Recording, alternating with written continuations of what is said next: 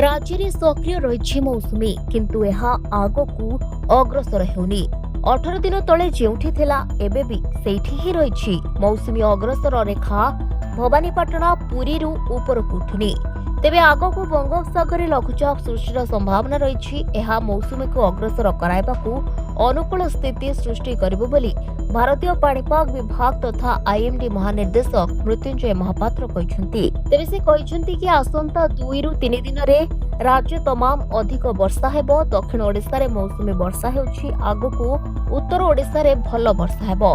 आगकू पाणीपाग पूर्वानुमान को आहुरी क्रियाशील करबाकू आर्टिफिशियल इंटेलिजेंस तथा एआई प्रयोग करा जिवो। एहा पूर्वापेक्षा ठीक अनुमान करिवो।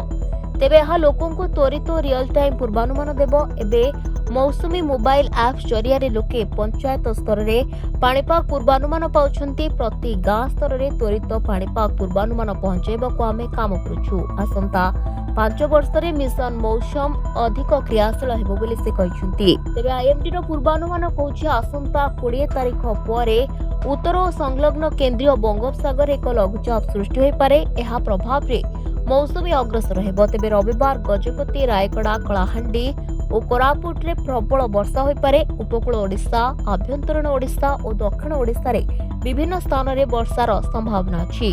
सोमवार व 16 तारिख सुंदरगढ़ और केन्दुझर रे प्रबल रु अति प्रबल वर्षार आशंका रही। एथिपाई पाणीपाग विभाग ऑरेंज वार्निंग जारी करिछि। मयूरभंज बालेश्वर भद्रक जाजपुर ढेंकानाल गजपति रायगड़ा और कोरापुट रे प्रबल वर्षा होई पारे।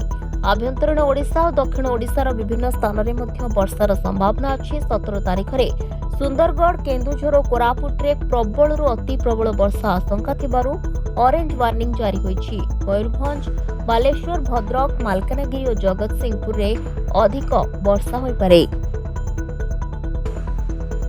Bureau report Dinalipi live.